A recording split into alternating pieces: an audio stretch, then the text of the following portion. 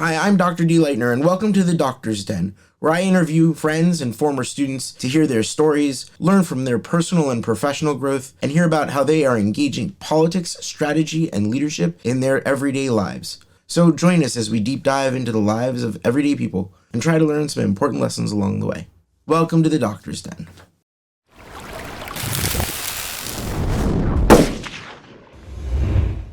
Hey, welcome back to the Doctor's Den. Today I have the true, utter privilege of having Robbie Strazynski with me. Robbie is a longtime friend. We've known each other since our university days at Bar-Ilan. He is a proud father of three and husband, and founder and owner of Cardplayer and he's a veteran poker media professional.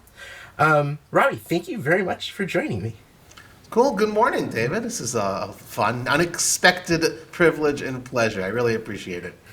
What I really like to start out with is I would really appreciate it if you could just sort of start with, like, you graduated college in like 2004. I was still in university, and you graduated before me. And you didn't like jump right in and become like, hey, I'm going to do this independent thing where I'm going to be my own boss. You had a job. What was that for? Like, what was that first period of like time for you? How did you decide what you were going to do, and what degree did you graduate with? Sure. So I studied English Linguistics. I took the direct MA program. It was a 4-year program instead of 5. University in Israel is 3 years, and then if you want to do a master's degree, it's another 2. But they had a direct MA program available. I was able to sort of save a year and still get my MA. This was a track without a thesis. And, if I wanted to get a thesis, it's another year. So I was like, I'm happy to save a year of tuition, and that's great, and I still get my MA. And quite honestly, after that, it was the first time, an adult, and I have to make a living. I was married. I got married at 20 years old. My wife and I, Miriam, we wanted to try and begin supporting ourselves.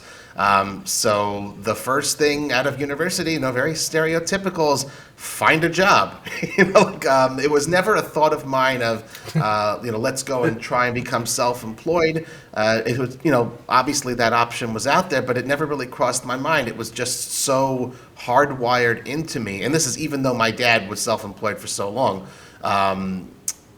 Just so hardwired of, go find a job, make a living. And why I chose English Linguistics, I happen to really like the discipline, but, being here in Israel, when it was time to go to university, originally when I was a little kid, I wanted to be a doctor. But I was like, well, what are you good at? What do you know? What's your uniqueness, so to speak, that sets you apart where you could perhaps thrive versus quote unquote every other Israeli here? I was like, well, English, see what they have to offer. And they had literature, and then there was linguistics. I'm like, well, literature, I could study it, then teach it, or there's a whole bunch of other stuff. I could become a journalist, an editor, a writer, like many more avenues open, respectively, within the English linguistics field. And when I finished university, it was just, scour the ads. This is, internet was still relatively in its infancy. Just to give you an idea, when I was doing my papers, it wasn't, Google it. We still used Alta Vista and Vivissimo and a whole bunch of other search engines at the time. Wow, that brings back memories. Yeah, right? So scour, like, Jerusalem Post, and, there was no Times of the Haaretz, whatever had classified ads. There was no Facebook, like word of mouth was really just word of mouth, and just try to find ads on job boards. I even looked at Craigslist, it was like, the Israel section. I even forget there was one Match something. I forget what it was called. Marksman. That was an old one. Marksman. Yeah. Just anything that had jobs listings in English, and just, it's kind of like, a machine gun. Eventually something will stick. And my first official job out of university was with a place called Eric Cohn Books. It's still around in Ra'anana, right across the street from the mall there, editing course books for kids to learn English as a second and in a foreign language. Wow, that's really cool. Wait, so when you started studying English, as far as you were concerned, you were going to be doing something with your degree. You really wanted to be working in the field of editing or something like that. And then as you progressed, how, like, I'm gonna be honest, I remember when we were in school together, I have this really distinct memory of being invited to your house for a poker game. And like you would talk poker all the time. Like, it was, even then it was just like this thing that you loved. But it's not like you started working in the field of poker until later on. How did you sort of transition from, editing children's books to work, even getting into the field of something that you love to be doing? That's an excellent question. So I graduated in 2004. I'll skip ahead that I started the site together with a mutual friend of ours, Avi Bookbinder, in November 2009. So during that 5-year period, there was never a thought, oh, okay, I'll start doing this poker media thing or anything like that. I didn't know anything about, building websites or WordPress or, anything. I didn't know there was a niche poker media industry. 2004 was the golden boom years of poker. You see this guy named Chris Moneymaker on ESPN. We had ESPN here, and like it became like uber popular all over the world. And it was always cool to me because I used to play it as a kid. It was a lot of fun, and I had that little video poker machine and the Game Boy. I used to go to Vegas 4 times a year. From LA, so it was like a family vacation place. Just to go for the weekends. So it was always something that I enjoyed, and it was just a natural thing because, hey, let's get together with friends and play poker. I think the big winner was 50 shekels. The big loser was 50 shekels, something like that. Nothing, no major stakes. So like the get-togethers were just, let's find a way to be social, have fun. We didn't have kids at the time, and just have a good time with friends. How did I eventually, do that?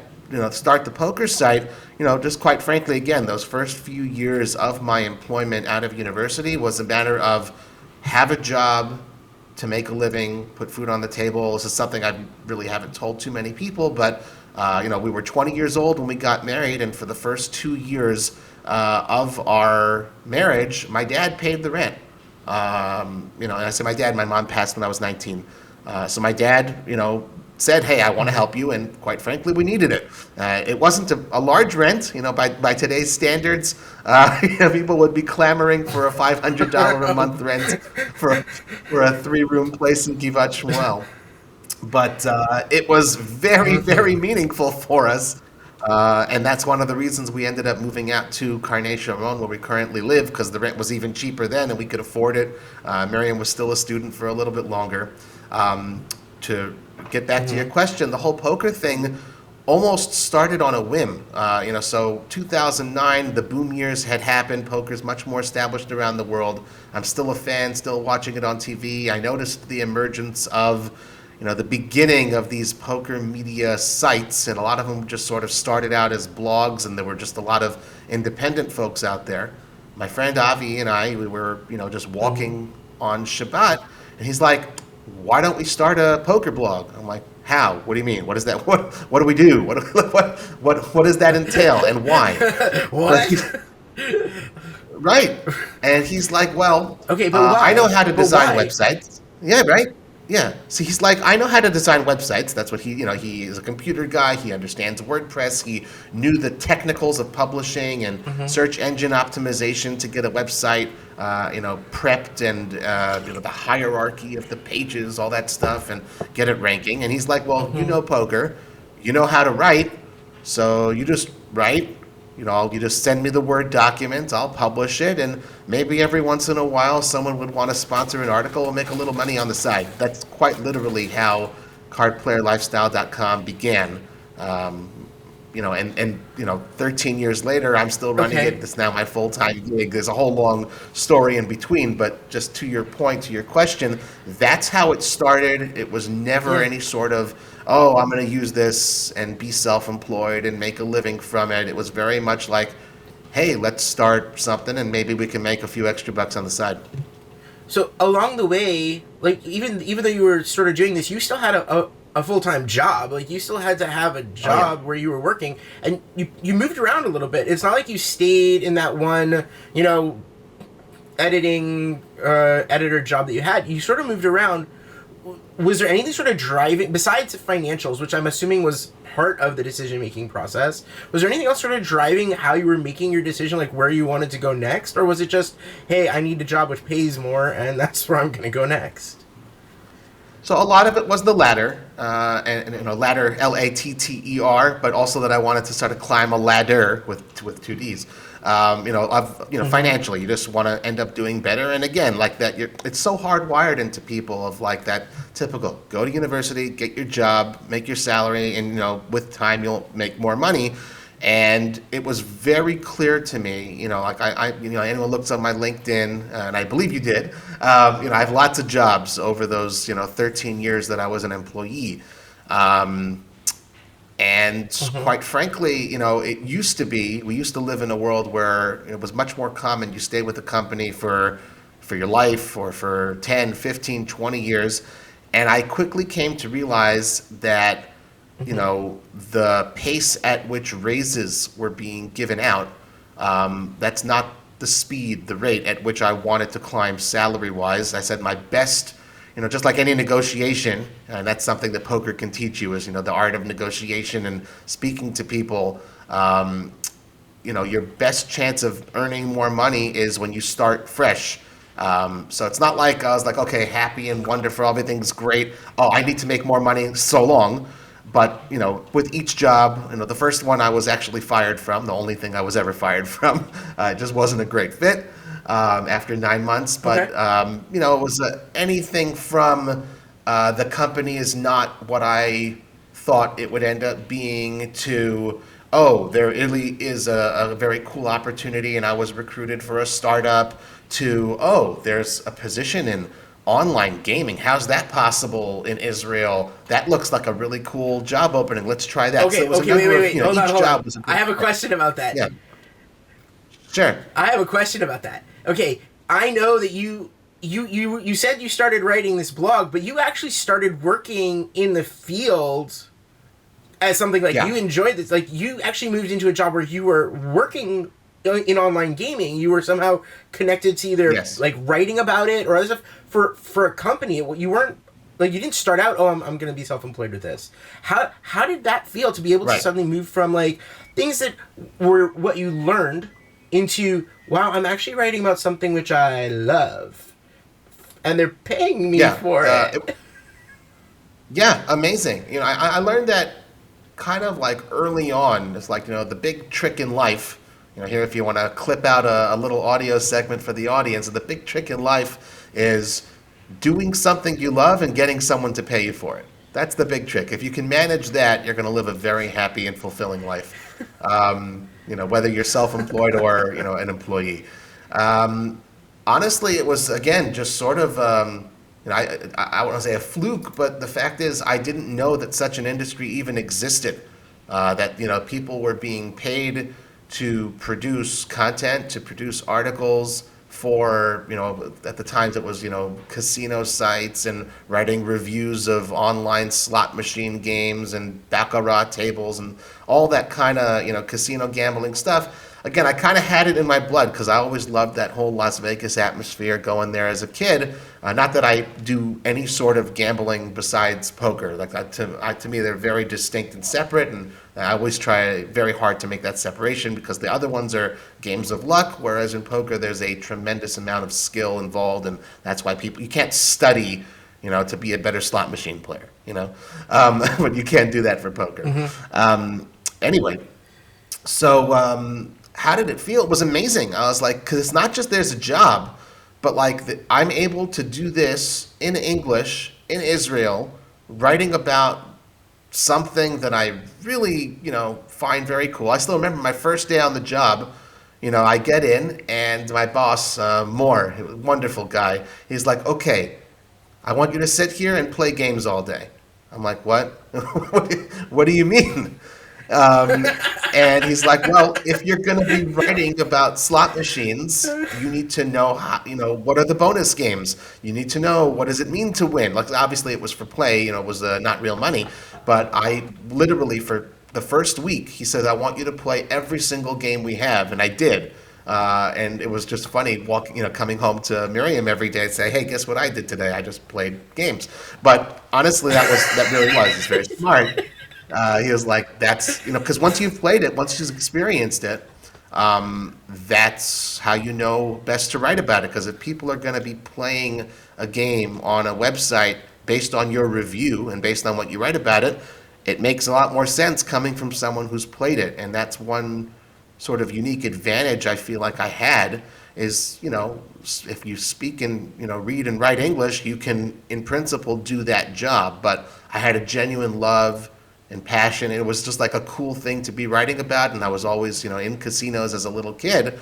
So I had that, oh, he actually enjoys playing these games. Again, it's like anyone could have gone in and, make a living from it, but I really enjoyed it.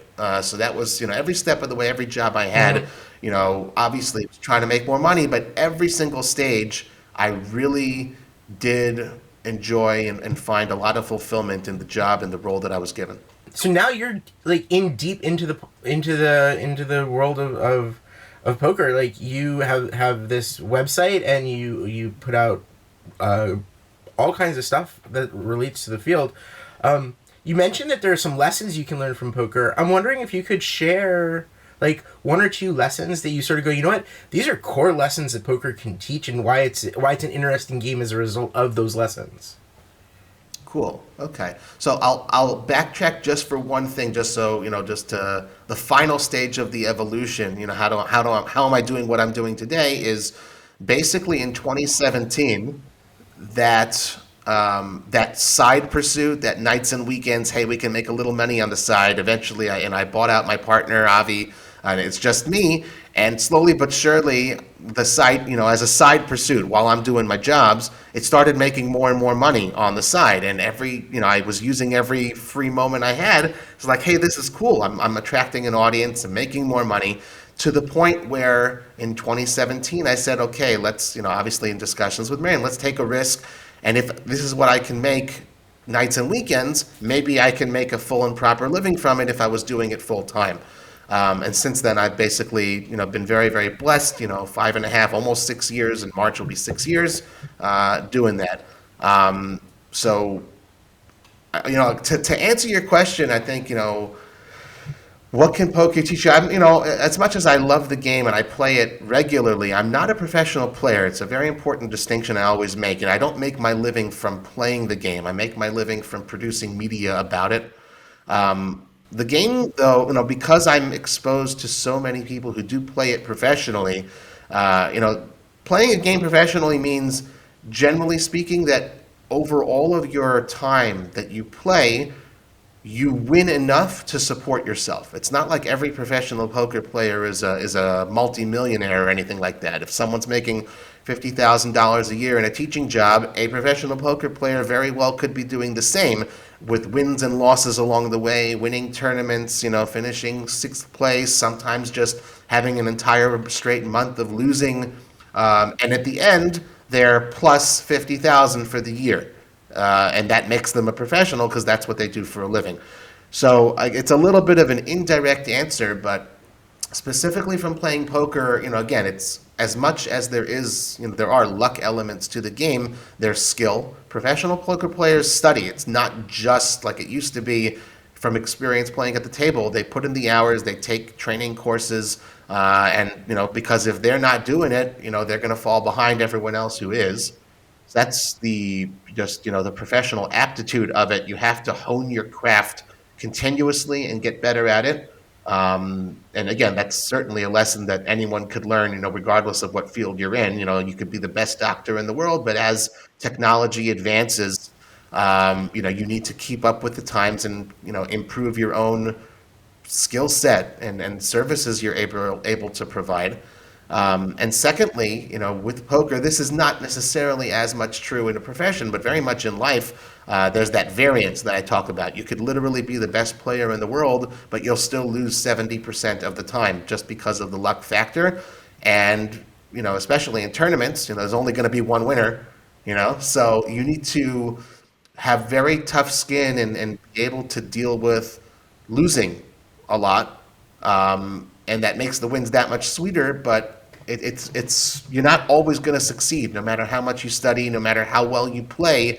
There could be these X factors that come in, and you get surprised by something. You just say, okay, well, on to the next one. Lick your wounds for an hour or two, see what it is. Examine the way you played. Not, oh, I got unlucky. It's not, oh, because sometimes you will, but often it's like, is there anything I could have done to have prevented that outcome? Could I have lasted longer in the tournament if I played it differently? Yeah. So that you get a lot from professional poker players, always analyzing your performance and moving forward and doing it better. But I feel like that's something you probably do that as well for your job, like in your profession. Forgetting poker for a minute, right? Everything you just said, I mean, especially the second half of what you just said, is very much something that a person who's self-employed you have to consistently self-educate, learn new, like you need to learn about the new things that WordPress is using if you're using WordPress, and you need to learn about the new technology or whatever, and you also need to constantly be accepting the fact that there's going to be good months where, you might have like a consistent income from certain things, but then there are other times when, like, you kind of expect sponsorship, or you expect someone to be paying for this, and all of a sudden goes, listen, we had a bad month, we're not going to be able to pay you next month to do this thing, we're not going to advertise with you this coming month. You go, and you sort of have to just lick those wounds and be like, okay, I'm gonna push through this. I'm gonna learn this lesson and move on. Yeah, I mean, 100%. 100% true, and that's obviously the difference. If you're a salaried employee, you can just come into work, do your job, clock in, clock out, or do a phenomenal job, clock in, clock out. Your money's the same at the end of the month. Maybe you'll get a bonus or something. Self-employed, yeah, absolutely. There's ebbs and flows, and I would say, like when I first started out, I didn't know what to expect. And then after a second year, I saw, oh, I notice a pattern. These months tend to be better. Like the end of the year, November, December, it became very clear to me, oh, advertising departments are given budgets for the year. And if they don't use their full budget, they won't get as much to work with the following year. A lot of them have money left over, and yeah, it's November, December, we're going to look for places to sponsor, so those months tend to be better. So the fact that October will never be as good is not a reflection on me, it's a reflection on, this is just the natural ebbs and flows within the industry that I work. And yeah, also always just sort of learning from experiences, like, oh, this worked, let's do more of that. This didn't work, okay, no problem. I'm glad I tried it, because now I know whether it'll work or not, but don't do it again, because then it's, you won't make money from it, or you won't achieve satisfaction from it. But the self-employment enables you, full freedom to basically try a whole bunch of different things. And see what works, what doesn't. But also, the typical mottos of, don't put all your eggs in one basket. I learned also very quickly to diversify. I have multiple income streams. And it's funny, that's such a cliche saying, it sounds like I'm a super multimillionaire. I'm not. I'm nowhere close. But the idea of having multiple income streams is very much like, okay, like you said, the sponsorship won't necessarily go well, but I host a podcast, and that is more or less a relatively stable thing. Fine. Oh, the podcast guys dropped me. Okay, thankfully, my affiliate sales of poker training courses, that's going well this month. Or, oh, okay, these guys bought banners. You want to have a lot of different things such that, in the inevitable events, like I had the most stable thing. For 4 years, I was working with an online company. Phenomenal. It was just like, I was providing let's say a particular type of service for them. And what happens is, after 4 years, the most unpredictable thing, the guy who I was working with at the company, he decided to move on to a different company. And the next guy had a completely different view And he said, well, obviously the partnership we have with you is delivering this, but that's not no longer an important thing for us at our company. We want to focus on this. How about that? I said, oh, I can't really do that for you. And, basically within the span of a couple of weeks, that very stable part of the income was gone. So, and that was honestly, I would say it was tough, but I wouldn't say it was a crushing blow because I had a whole bunch of other things that I did. So then I was looking, okay, how do I replace that, so to speak, and, find another relatively stable thing. So yeah, anything can hit you anytime. But that's honestly a lot of the excitement of being self-employed. Again, when you're an employee, you say, okay, I'll make my X shekels, X dollars per month. No matter how good or bad a month is for me, there's always that, hey, next month could be amazing, which is very cool. And obviously, your back's against the wall at all times. Your feet are to the flame. Again, using a lot of cliches, but if you don't perform very well, my nightmare scenario at this point is I never want to have to go back to being an employee because I love this so much. That's my constant motivation every single day.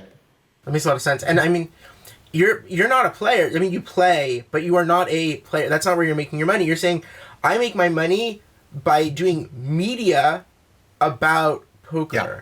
It's a very different. It's not that Yes. you're making your money by playing. It's you're making your money because you are writing and giving people information about the realm of poker.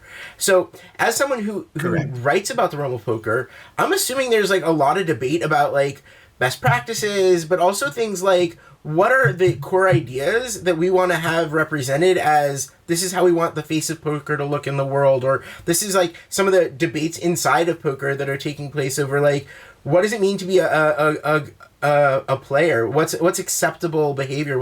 Are those sort of things that you see a lot when you're writing? What you write about? Not necessarily, but that boils down to the fact that I get to choose whatever it is that I want to do and produce. What I will say though is it's different strokes for different folks. There's no set, oh, you have to dress like this, you have to behave like this, you have to play like this in order to succeed, in order to become popular, etc. It's anyone. If you've got enough money to sit down and play, you can play and do whatever you want. Obviously, you can't, if a particular room says you can't wear flip-flops there, then you have to, put on, a certain dress code, whatever it may be. But it's not like, some people would be like, it's very, and they stand out because of this, oh, if I ever am playing on a live stream or I make a final table and it's televised, I'm going to dress up and wear a suit. Because it's important to them. They can choose to do that, and they stand out in that way. Some people, the typical, the stereotypical uniform of a poker player is the hoodie and, not sunglasses as much, but, why? Because it's cold in poker rooms. You just want to be warm. But it's agreed generally also like the last, and this also evolves over the last 10 years or so. It's become very clear that people who take care of themselves physically, you exercise, you eat well, you sleep well, you will perform optimally while you're playing versus the person who's always eating, burgers and fries and shakes and, just sitting and never doing any form of exercising, sleeping only 3-4 hours a night. Generally speaking, you won't be able to play your A game, or your A game won't be as sharp as someone else's A game. So that's something also that has evolved over time. And again, like I said, not just even getting in the lab, so to speak, and studying and practicing, but also realizing, hey, everyone else is taking care of themselves. They're exercising, they're running now, they're all these things. Maybe there's something to that. Maybe I got to do that also in order to succeed. So those types of developments among people are something that as a media person I definitely notice, and that becomes the inspiration for an article. Or when I'm going to interview someone, I say, hey, I noticed you've lost 25 pounds and you started running. Why? What was the impetus? And we get to know the players' backstories and, okay, and that's great. And what have you seen as far as like improvements in your life as a result? Is it just at the felt, or is it just in life, but your poker's the same? I mean, there's so many different avenues to explore as you sort of witness the evolution of the industry of players. You know, like you could be professional and then after 10 years leave and go and become a lawyer because you've made your millions and you maybe just become a venture capitalist. Or I'm a lifer. I'll still stick and make my $50 to $100,000 a year. And this is just what I want to do. I never want to go and work for the man. You know, every single person has a story, and within both the interviews I conduct, written as well as spoken video, I always try to get to those stories because I find them fascinating. Would you say that there are certain things that you enjoy covering specifically as someone who writes about poker? Are there topics that you sort of are drawn to, and if so, why? Why those topics? So, two-part answer. As far as topics, yeah, I mean, it's literally the name of my site. It's Cardplayer Lifestyle, right? So the other sites focus, to be sure, we've got plenty of strategy stuff. We do the interviews, we do opinions and editorial pieces. We'll do, listicles, stuff that, top five this or top 10 that, we do that sort of stuff because, it gets clicks and stuff. But at the end of the day, it's lifestyle. It's like, what is it that it's unconventional. At the end of the day, anyone who, plenty of people go and play, there's millions of people who play in home games once a week or once a month. People who go and visit a casino and play for a few hours. But the people who are, and we cover those stories. Someone who, my dad, for one, he's been a home game player his entire life, and he goes off and, it's the most incredible thing, we'll be going very soon. He won a contest, and he's going to be playing in a $10,000 buy-in event in Las Vegas. That's an incredible story. And it's not just, okay, this person's sitting down just like anyone else who paid $10,000, really cool. Right? But he didn't pay. What's his story? Oh, you just won a contest? Okay, so what do? Oh, you're 74 years old. You're a doctor. What type of doctor? And he's got an incredible life story. What, you were born in Poland and you moved to America and now you're in Israel. Like, what a cool story. People who sit at that table, they come from all walks of life. The professionals, okay, so there's, a lot of people who do fit that standard mold, but then, for example, there's women. Women make up, a relatively small minority. So by definition, almost, they have a more interesting story. Why is it that you've chosen this life that most women don't as a professional player? People who are retirees, they've got disposable time and income. Now all of a sudden they go ahead and pursue their passion. There are people with physical handicaps or people with blindness, and they have someone that they're permitted by a poker room to go in, and they're called a card reader, a person like he's stuck unable to use of his arms. He doesn't have use of his arms.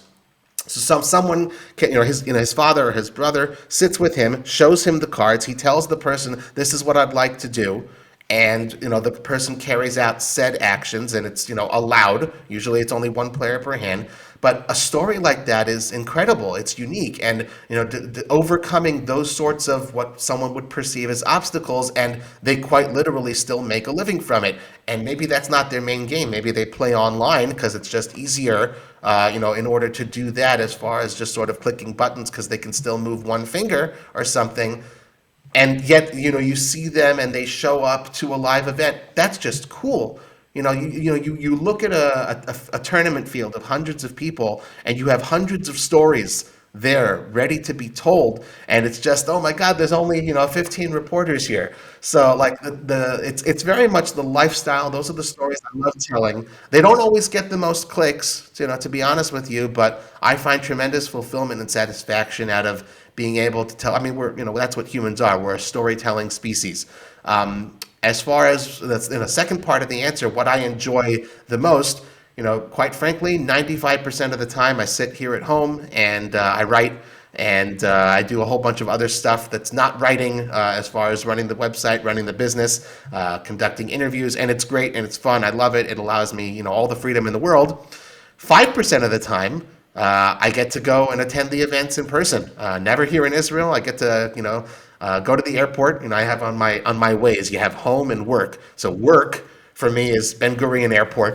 That's the only place I ever go to when I drive to work. So I'll get to go, and I've had tremendous good fortune to traveled to the States many times, to Europe many times, to different places where all of these events take place. And, quite frankly, just it's one thing viewing it from the computer, from your TV screen, but to witness it, be a part of it in person. And also, that's how you build a network of people. People see you at these events and, oh, yeah, sure, I remember. Yeah, happy to do the interview. I remember you. Like that's how you meet people. That's how you, forge new friendships. And, it gets a little lonely that 95% of the time just being here. It allows you to maintain all of those relationships. That's often the side that people see. I'll put it on Facebook, or and they'll be like, "Oh, Robbie's traveling again. He's just always on." I'm not always on planes. I travel frequently, but the funny part is people forget. Yeah, 95% of the time it's just sitting here in front of the computer. That 5% is very fun, and to sort of draw a parallel to employee work.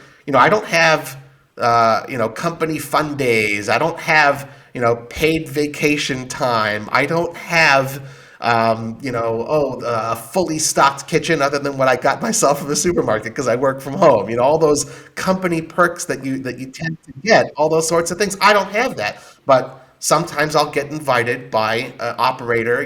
Hey, you want to come and attend our live event? We'll pay for your hotel. We'll pay for your flight. And it's just, a thing that you'll be there and provide coverage. And, for those next few days or week or whatever it is, I'll be writing more about them. And I obviously, as much as possible, I try to take those opportunities up because they just provide tremendous, even if I'm not making money, I'm not, the stuff is paid for. I'm not making any extra money from it, but it is very good to have that balance of, okay, not be at home for a little bit. And all those other, advantages and benefits of being somewhere. You meet new people, and then later on, you might end up working with them, collaborating with them. And quite frankly, as well, we don't have poker rooms here in Israel. So when I finish my work for the day, it's nice to be able to play a little bit also and enjoy myself. Yeah, that makes sense. So there's actually two directions I want to take this. One of them is about the travel, but I really want to talk for a second about what I would call the potential lonelyhood of being self-employed. You've come and said, hey, here are all these perks, but you've also mentioned, like, sort of as like a side note, you're working on your own. How do you deal with that potential, like, that loneliness? I mean, yes, we have family, and you've got your wife and your family, and you got your friends, and there's Shabbat where you can see people and hang out. Of course. But a lot of your time is just you. How do you deal with that? Yeah. I work well alone. I know that sounds funny. Occasionally it will be like... It really doesn't. Right. Okay. No, occasionally it'll be like, oh my God. It doesn't. I know what you're not going. I haven't left the issue for a week. I need to get out. So I'll just go, I don't know, to a local mall or whatever and sit with the computer and order myself something to eat and work from there for a couple hours. Again, I can work from anywhere. All I need is an internet connection. And sometimes not even that. I can just sit and write. So I'll make sure to, anytime I feel that cabin fever is approaching, just, be aware of it, get out. And honestly, also, I try to walk 4 or 5 times a week. Go for a walk 45 minutes to an hour. It's just healthy in so many ways, usually during the day. Again, because I can, which is great. It's wonderful. It's not at the expense of anything else. And my hours are often U.S. hours. I go to sleep 2 o'clock in the morning or later. I wake up, usually after 8 o'clock in the morning. It's, again, it's an amazing life. It's wonderful. But part of that is due to the time zone things. Someone can only do an interview in Las Vegas at, 1 p.m. their time. That's 11 p.m. our time. And sure, no problem. And I'm on my A game at 11 o'clock prepared to interview this person. Or sometimes I'll need to wake up early, so to speak, at 8 o'clock, and it's 10 p.m. their time. That's when they can do it. So, and it's not just, yeah, I know, right? But it's not just Las Vegas. It's all the different time zones around the world. But as much as it is me alone, there's just excuse me, there is, with the industry people, with the players, there's a lot of socialization. Twitter is usually the preferred platform of the poker community, but any social media, there's a lot of just, keeping in touch, working together. And it used to be I wrote 100% of the articles on my site, but now it's like 20 to 25%. Most of the people who produce content for my site, who write the articles, are freelance writers, and I work with a bunch of them, probably about a dozen of them who are currently still active, some more often, some less often. And a lot of that also is like, okay, I have a topic I want to write about, who's best suited, and maybe I just need it quickly, who's awake. So I've got people in Europe, I've got, people, I got one guy in Australia even, I've got people on the West Coast, the East Coast, and, I'm awake at all the different hours, but, so it's a great blessing sometimes to say, okay, I need this, I can assign it to this person, they'll take it on, they're available, go to sleep, and it's ready when I wake up in the morning to go ahead and publish. So that again boils down to meeting people, having that network, and I do a lot of socializing every single day, just not necessarily in person.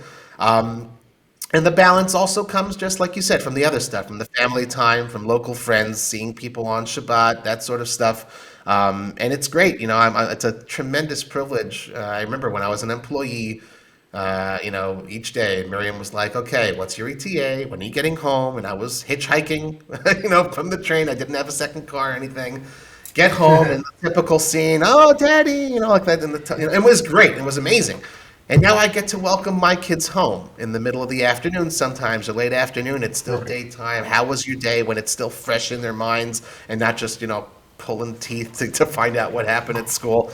That also provides the balance. And, going out and playing once a week with my buddies, poker, and, just staying active and not letting that get to me. And no, again, just being very self-aware of if ever is a time of, I'm starting to feel it a little bit in a rut or lonely or whatever it is, just be aware of it, do something about it, be proactive, have cornerstones of your day. And like I said, the walking, I do Daf Yomi, which I don't know, if it's, people know what that is. It's a day of Talmud. Each day I listen to a shiur. It's important to have those. And like I said, the 95% versus the 5%, it's trying as best as I can, within the confines of what makes sense family-wise and kids and stuff, to schedule those trips abroad, spaced out. It's such a good and healthy thing for me to always have the next one to look forward to and know, okay, 6 weeks from now, I'm on my way to so-and-so for a week, and that's great. And then you get back, and then you appreciate the routine that much more. Oh, it's good to be home, and I've got my food, and I don't need to look for a kosher restaurant or something. So a lot of it is about balance and self-awareness.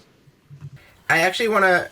I said I want to talk about travel, and I do want to get into travel and where you've been, and a little bit about what it's like in different places, because I'm assuming it's different. But you said two things which I found very, very interesting, and I really just want to shallow dive into them. One, you said that Twitter is the primary form of communication in the poker world. Without getting into what's going on at Twitter too much,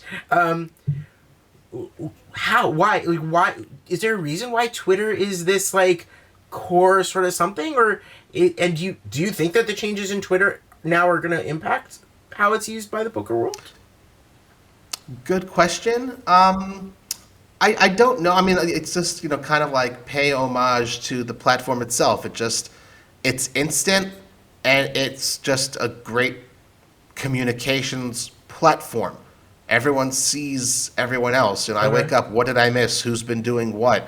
And quite frankly, a lot of people on Twitter also tend to be unattached, single. Not all of them, but have, again, at least within the poker world, like you have more time. And when you don't have a family or that sort of a thing to report to at the end of the, or to take up to take up your time. So what you do, you're just more public about it, and you put it out there for people to see. I'm playing in a tournament, and I give updates as to how well am I doing, that sort of a thing. So people are just more out there, and when you're on the platform, you see what people are doing. You can engage with them. Oh, I just did an interview with so-and-so. Great, you like it, great. And then it's not just the professionals, it's people who are fans of all these other people.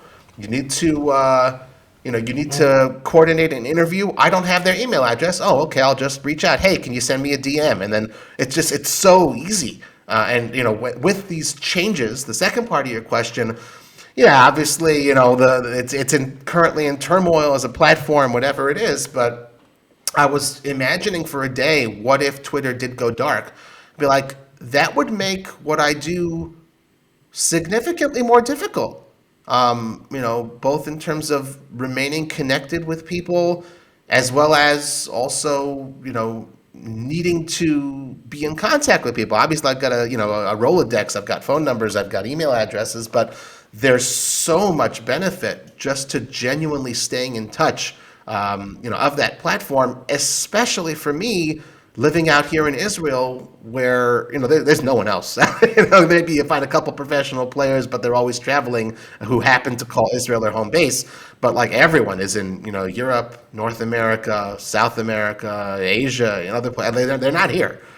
So that is very much a primary lifeline for what I do, and quite frankly as well, when I publish something, that's a big artery for getting the word out about it, and hopefully getting people's interests and getting shares, and getting more eyeballs on what it is that I produce, whether I'm writing it or my freelance writers. Which brings us to the next question.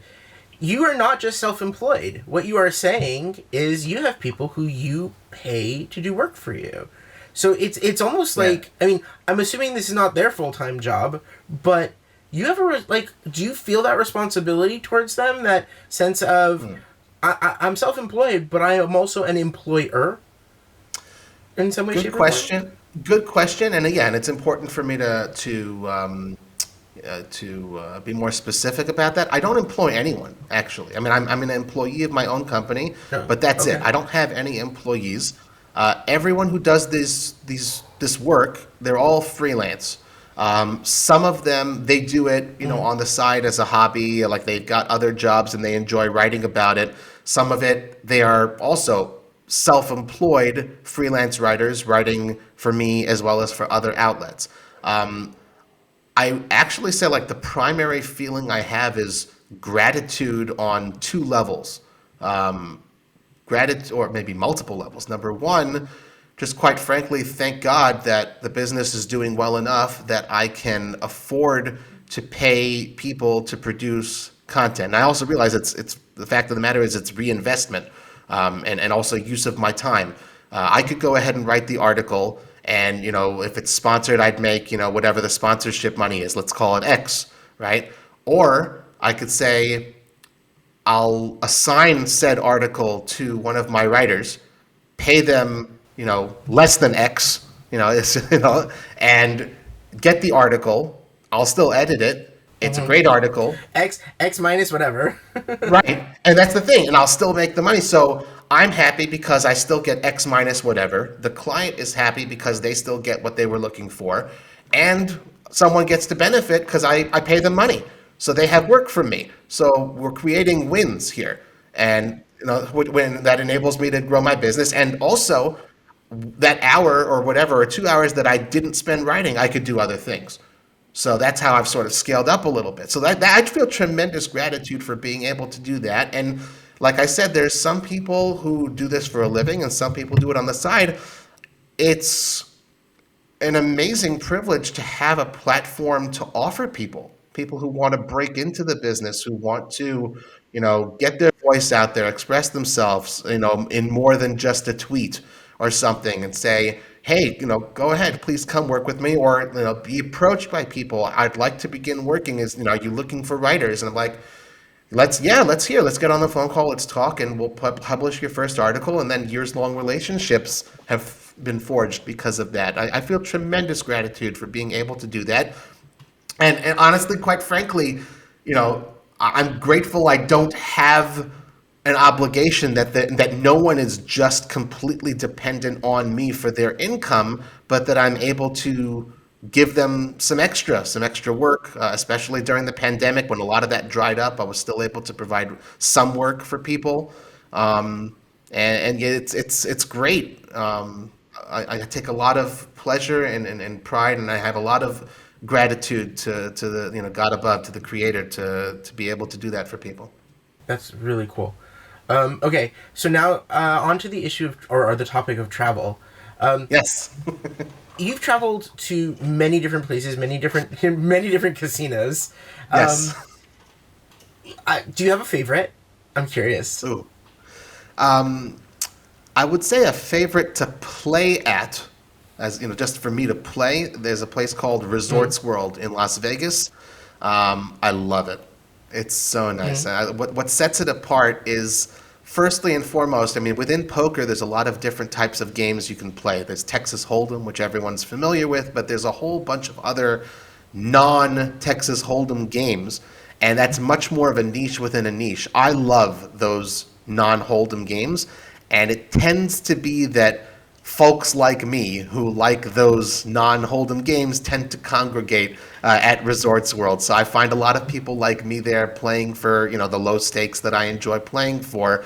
They don't take the poker rooms mm, make their money from rake, so they take a little bit out of each pot that's played when you're playing for myself. mm, The Resorts World room takes the lowest rake in the entire city of Las Vegas, so more money remains on the table and not in the casino's hands, so to speak. They have a great little mm, vending, free. Just go ahead and self-serve your soft drinks. It's a little thing, but the chairs are comfortable. It's just and the staff is just. I mean, they know me by name now, which is super cool, thinking that I live here. But every time I go in, oh, Robbie, it's so nice to see you again. But like, just genuine, not well, I'm so happy. We're gonna take Robbie's money as an yeah. operator, but like, wonderful human beings.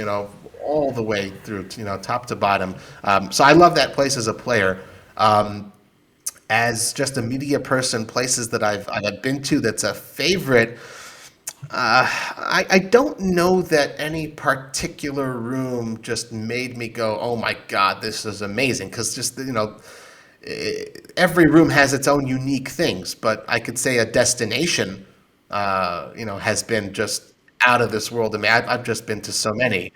I've been to Sochi in Russia, which was super cool Wow. to be able to, especially now, to be able to say that, that they've got a casino there up in the mountains in the winter when it's nice and sunny on the beach there, and then you go up, drive half an hour, and it's like literally, -3 and snowing. So like that was just a cool place to be in and see, how do the Russians do it? I got to go to the Bahamas for a huge special event. That was super cool. Just I was like, oh my God, that's a place I never ever thought I'd get to in my life. You always see those pictures, like the crystal blue water and Uh-huh. like so yeah, I'll make time and I'll take a break for myself and make sure I can walk along that beach, damn it, because I've flown all this way, not just to work. It's about finding that lifestyle balance, and I do preach that also in all of the writing and everything of like, don't just stay in the casino. You have such a privilege to go to different places around the world, see what else is out there. Take a day and explore. I mean, I'm grateful that I have Shabbat where I can just, I don't work, so I'll just go and walk around. I was just in Malta and the things you see, and I mean, I could just laundry list of places that I've been able to go to and just to explore and to see it's just super cool. So you mentioned Shabbat. How is it to travel as a religious Jew? Like, there's the kosher issue. There's the Shabbat issue. What's that? What's that experience for you? How long do you have, David? It's complicated, Okay, right? okay, give it to me in short. Like, Yeah, of course, of course. Well, at the end of the day, these are rules that I choose to abide by. You know what I mean? No one else, is making me do this other than myself. I choose to be observant and Orthodox Jewish, and I'm very, again, grateful and fortunate that as an industry, there's just tremendous tolerance of that. And when I go to a place, let's say the World Poker Tour is sending me to Las Vegas in a couple weeks, on a media junket, like I described before, and they're paying for my flight and my hotel to stay there while I cover the event. They know. I've told them, I was like, guys, I'll do my A plus, I'll do my best work, but I don't work on Shabbat. Like the Big Lebowski, Robbie don't roll on Shabbos, right? I just don't. And they trust me. And that is, that's not to be taken for granted. So they know that, whatever it is, 4 p.m. Friday, I'm offline. And they know that I'm going to do my best. I'll be straight at it. Motzei Shabbat, when Shabbat ends, and I'll work around that. Sometimes I'm offered an opportunity. Not many people know this. I was offered an opportunity to go to Australia this year. Same media junket, and I was just like, oh my god! But it was over Rosh Hashanah, Jewish New Year, and I'd be like, well, there's a no-brainer. I'm not doing it. No, I can't. Obviously there was regret, but at the same time, that's just my priority pecking order. I would never do such a thing. Like Rosh Hashanah with my family home in Israel is just of primary importance. I would, even for a trip to Australia, I'm sorry, guys, I have to pass, and they must think I'm nuts. But, that's got to make your priorities. And I always say, this is genuinely a motto I have. If God could create the world in 6 days, Robbie can manage to get the work he needs done in 6 days too. So I really do just try my best within the quote unquote limitations I have, and I'm grateful that everyone's so respectful of it. On the kosher issue, some places are easy. Anywhere in America is pretty, well, that's not true. Wait, most big cities in America are pretty easy. They've got kosher restaurants, kosher food. And then sometimes you'll end up in a place like Durant, Oklahoma, which I don't believe there's no Chabad house within throwing distance. And you just make sure that when you land at the airport in Dallas, you make a little detour to a kosher store and stock up on food that you're going to have for a week. You call the hotel in advance and ask, can there be a mini fridge there to store my stuff? And yeah, you just prepare well in advance and you scout out, because I know what my limitations are, and you just prepare yourself. Sometimes, you'll be in a place like Sochi also where there's just nothing, and you bring whatever. I mean, there's nothing, right? So you just bring whatever you can in your suitcase. If it means you got to pay for an extra bag sometimes, so be it. But, I'm never going to let that, to whatever extent possible, stand in the way of me being able to do what I do. My latest trip to Malta was a good example also of except for Shabbat, I was able to get kosher food on Shabbat. You just got to bring everything with you. And yeah, sometimes it's annoying eating tuna for the fourth consecutive day. But you just make do. Thankfully, I'm not too picky and I can manage. And I say, it's the balance. When I get home, it's like, a hot soup, a meal, it's like something that came out of an oven, not a can. And it sounds so funny, but again, you just develop, or this was huge. So the poker room manager, he's like, oh, here you go. And he gave me a ticket to the buffet. I'm like, oh, well, what am I going to do? Okay, I'll go get a drink there. And they had steamed vegetables. And it's like I had discovered the treasure of the Sierra Madre. And it was like, oh my God, broccoli, cauliflower. And my friends were there looking at me like, what is with this guy? I'm like, you don't understand. It's hot food. It's so great. And I can eat broccoli. I'm allowed, So it gives you a tremendous appreciation. And I never, as limiting as these things are, I don't see it as limits. I see it as a tremendous blessing, honestly.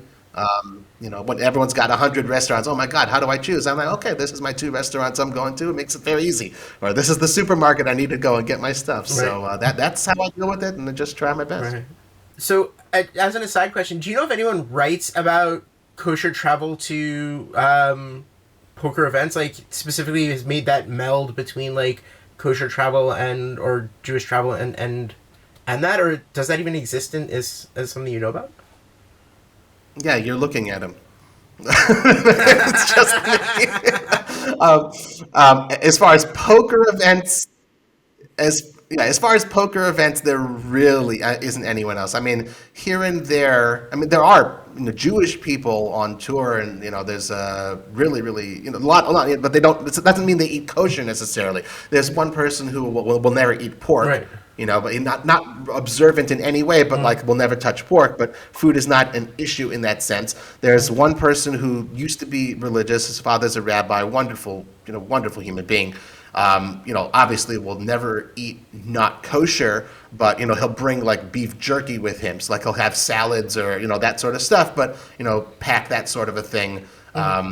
He'll still play on Shabbat though, because a tournament, the chips aren't worth actual money in a tournament. So that's their method, and they can go ahead and choose to do that, and to each their own. And it's Right. a great thing that he found his way to do it. But as far as Orthodox Jewish in the poker world, if you're out there, let me know. I'd love to meet you.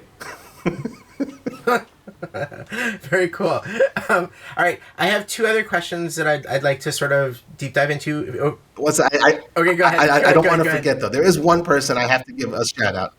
His name is Gershon Distenfeld. He works in finance. He's not a professional player, but I have to give the shout out to him. He works for Alliance Bernstein. He is a World Series of Poker bracelet winner. He plays once a year during the World Series, never on Shabbat, Orthodox, the whole deal. And he won a bracelet, and he plays specifically for the element of competition. He donated his entire winnings to tzedakah, to charity. So, and we happened to also meet at a kosher restaurant while we were there. So that's one person, but he's not a professional player. But I have to give my shout out to Gershon Distenfeld. Oh, good shout out. That's awesome. Okay, so we've been talking a lot about we talked about how you developed the website and everything you do. I'm a little bit curious. I know that you recently started doing this like game, like you run. I don't know how to describe it. It's not that you run the game, but you have put together some kind of program that you run as part of what you do. And it was just, you just had something like that in Malta, I saw. And what is? Can you explain that a little bit? And like, what was the motivation for that? Thank you for asking. That's awesome, because I love talking about it. It's called the Mixed Game Festival. It's my own creation. The motivation was coming from the most unlikely of places. For 3 summers, 2017, 18, and 19, I took off my self-employed cap, and I decided for 2 weeks I went and worked in Las Vegas for the company that produces the World Series of Poker main event on television. I still did my own stuff, but for 2 weeks I was employed by them, working on set and interviewing people and getting bio information for the production crew. It was amazing, tremendous experience. And after 3 summers of doing that for a couple weeks each time, I was like, I've gotten a lot out of it. Money's good. But I realized, my site continues to grow. My business continues to grow. And during those 2 weeks each summer, I can't do both. It's reaching a point where, I'd be neglecting my own site. And frankly, I don't know what, beyond money, I don't think I'd tangibly get much more else networking wise, or what have you, out of continuing to do that each summer. So I told Miriam, I'm like, I think those 3 summers, and it was wonderful, only completely 100% positive experiences. And I told Miriam, I was like, November 2019, I was like, I think I've worked my last summer for the production crew. She says, oh, that's great. So just be aware, Robbie, if you want to go back to Las Vegas next year, you better figure out a way to make money. so that's where it came from. So I was like, because don't take it, because I went there knowing that I'd be making money from this job, right? But if I'm going to be away from my family for weeks at a time, it better be for good reason. So that's sort of what got my wheels turning of like, what is it that I could do that would enable me to go to Las Vegas and be there during the most important time of the poker year, the World Series in the summer, and be able to make money from it. So I said, well, what do I love? I love playing these non-Hold'em games. And maybe there are other people who like it too. This is a niche that doesn't really exist as far as like creating a festival out of it, of hosting games, of saying, hey guys, don't just play Hold'em. Let's try to play other games. And I know a lot of people in the industry. Maybe an online operator will give me a big grand prize to give away, and we'll do a tournament. And maybe we'll find, the guys who publish poker books. Maybe they'll give me a few books to give away. Maybe the guys who, produce poker tables, they'll give me some swag. The guys who produce apparel, like lifestyle clothing type thing.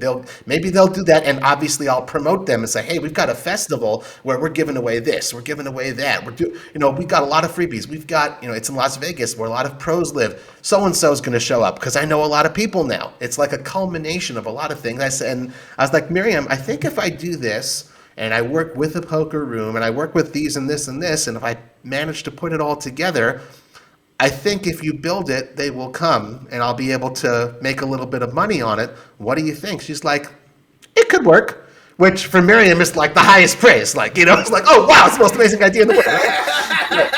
I love my wife. With that, if there's one thing that anyone gets from listening to this interview with me, HaKadosh Baruch Hu, but, God above, but without my wife, nothing happens. My biggest supporter, my biggest fan, and, makes it all worthwhile. So that's the most important thing. And, all of my success, beyond my hard work and, not in that order, beyond God's good grace and hard work, it's Miriam's support that enables me to do it.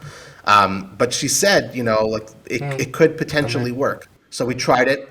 We emptied the clip as far as networking and pulling in favors and working, but people liked the idea. It had never been done before. We tried it for the first time. It was supposed to happen June 2020. We all know what happened to the world, but we postponed it. But we had a $30,000 prize to give away from PokerStars, which was ginormous, tremendous added value. We had books, we had book signings with the authors, we had free t-shirts, we had free pizza, all these things to bring people in. And, the hope was and we did it. I made some money from it, which was great. And the reactions, the feedback was universally positive. And I said, well, Robbie, let's diversify some more and let's make this a thing. And, I've now done 3 of those, a second one in Las Vegas, one in Malta just a few weeks ago. And I'm hoping to expand that part, the Mixed Game Festival, and do that. My big dream is to do 4 a year, but we'll see. The fact that I could even do 1 a year is a tremendously spectacular thing. I love working towards getting it all organized, coordinating with everyone. And just looking forward to it myself. I said, let's build something that if someone else had built it, I would love to attend. And, here I get to host it, which is amazing. I meet a lot of people who love playing. And I play, and I'm hosting, but I'm sitting and playing and engaging with these people. I love seeing the smiles on their faces when they get a free t-shirt, it's amazing. So that's what it's called, the Mixed Game Festival, and be on the lookout. Hopefully we're going to have another one coming soon next year in 2023. That's actually really cool. I have one last question on my end. We've been talking a lot about your successes. I'm curious, we all have failures in the things that we've learned, in our lives, and I'm assuming as someone who's self-employed and doing what you do, you faced failure.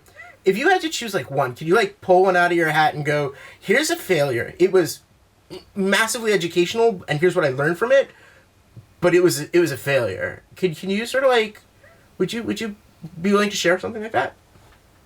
Absolutely, and it is important, like with everything, balance. It's important to, not admit, but say it's not always rosy. So I'm very grateful. I don't think I could call, thankfully, anything a complete and utter flop, an unadulterated failure, like everything I tried just completely went in the wastebasket. Thankfully, I don't think there's anything I've done in the last 5.5 years of self-employment that fits in that category. But I'll be very frank, I could point to that last event in Malta as it did not go as well as I personally had hoped for. And I use the word hoped for as opposed to expect because it's the first time I ever did an event in Europe.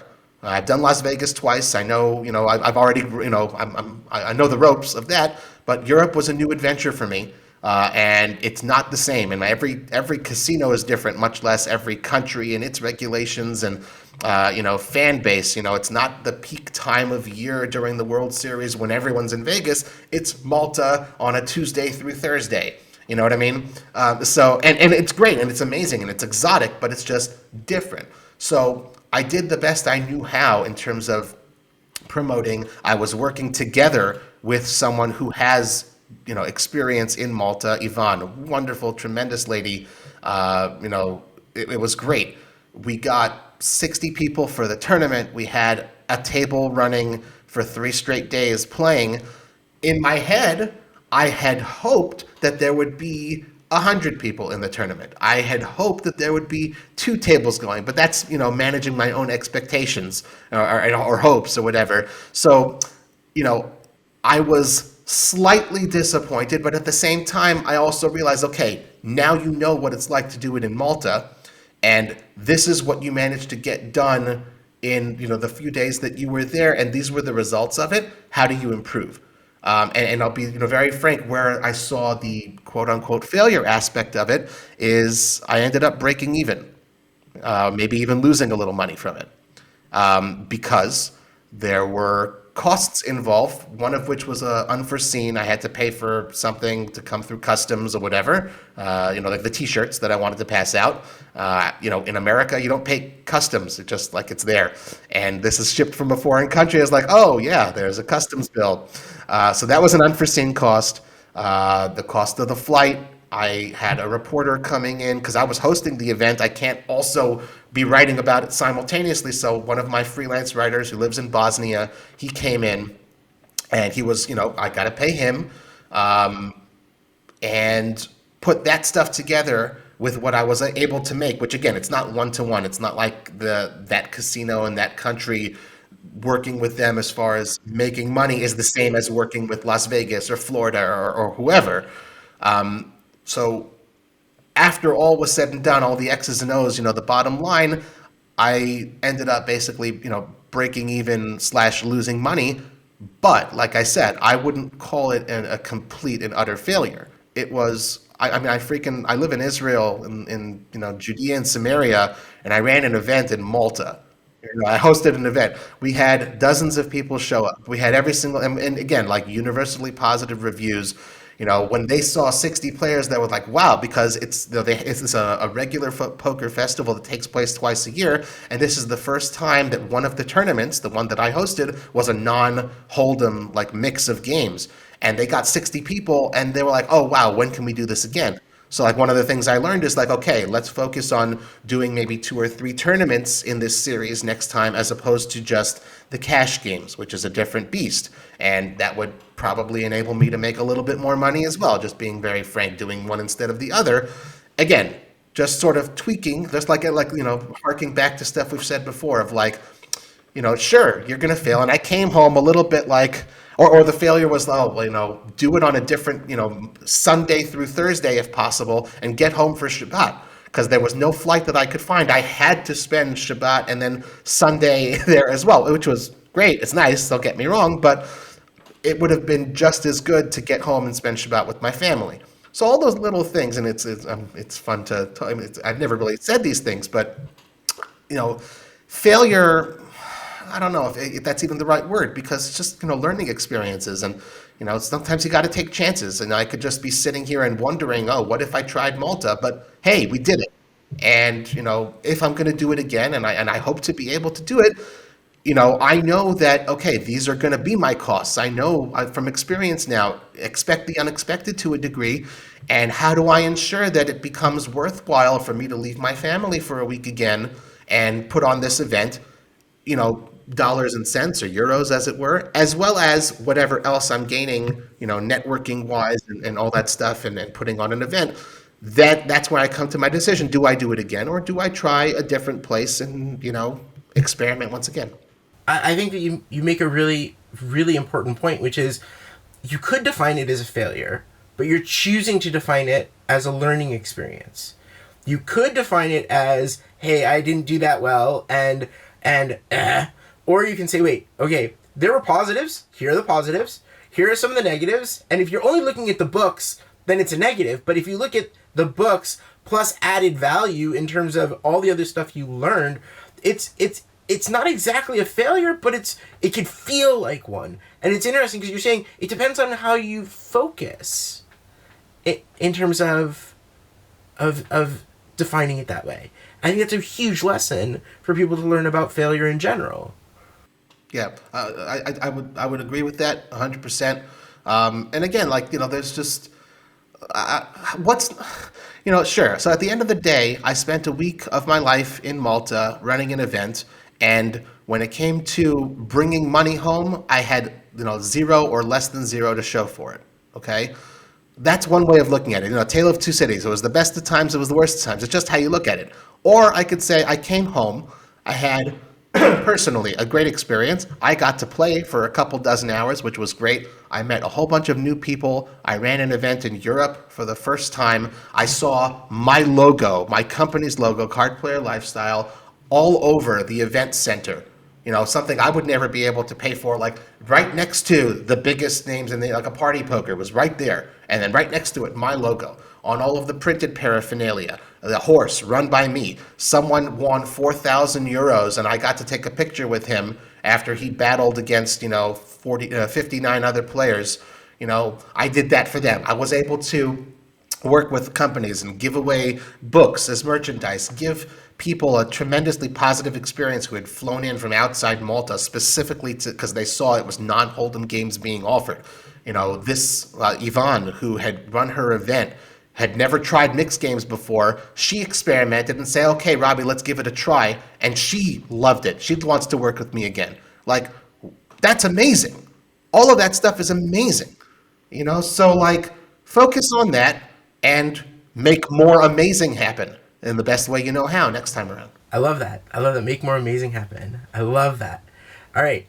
So to close out, I'm wondering if there's any question that you kind of wish I'd asked, or if there's really something that you'd like to be like, hey, this is something I would love to focus on a little bit, just a few minutes, like something what's a topic? Thanks for asking. I mentioned I host a podcast and I interview a lot of people, and anyone who's listened this long, so thank you. I guess you can tell that I enjoy speaking. I enjoy the sound of my own voice. It's no secret. I'm a professor, dude. I'm a professor, as in to profess. Someone who likes to hear their own voice. Hi. There you go. Right. So, just to have an opportunity, like again, I could have just been doing whatever, sitting and working my computer, but I get to talk to my buddy David, Professor David, Dr. David, for, a little over an hour. And this has been so much fun. All that stuff that I spoke about, it's all in here. And to be able to share that with people is very cool. And, I love the idea behind this, that your audience is students in university or recent graduates. And what can you do? I think this is a very cool thing if you're tuning into this to learn from, people who've been there, people who've done that, 15, 20 years later after graduating university, where did I end up? It wasn't, there's a winding road. You never necessarily know where you're going to end up. And there, there's a whole bunch of paths. I'm just happy that you asked me the questions that you did and enabled me to share my story. It's fun to talk about, and again, just find the things that you love to do in life, whether it's directly connected to your degree in English linguistics or not, and find ways, be creative and get people to pay you for it, whether it's being self-employed or, in whatever position you find. But, there's too many people, sadly, who go through life getting to work and saying, is it time to go home yet? Don't be one of those people. And even if you're, not making coin and, you just live modestly, if you're able to pay your bills at the end of the day, that is a huge blessing. And to be able to do that, doing something that you love, life doesn't get much better than that. That's the dream. So I don't know that there's another question you can ask me, but I want to thank you for giving me this platform to spread that message to people. Thank you very much for sharing it. It's a wonderful message. All right. Thank you, Robbie, for being here. And I look forward to seeing you on Shabbat. Yeah, that's going to be fun. And guys, if you're out there, if you won't see me on Shabbat or in person, you can always follow me on Twitter. That's where I am, at Cardplayer Life, and the website is cardplayerlifestyle.com. Got to get that plug in there. David, I'll see you. Shabbat shalom, my friend. Of course, no, absolutely. I'm terribly sorry. Shabbat shalom. Thank you for joining us in the Doctor's Den. Don't forget to like, share, and subscribe. Hope to see you next time.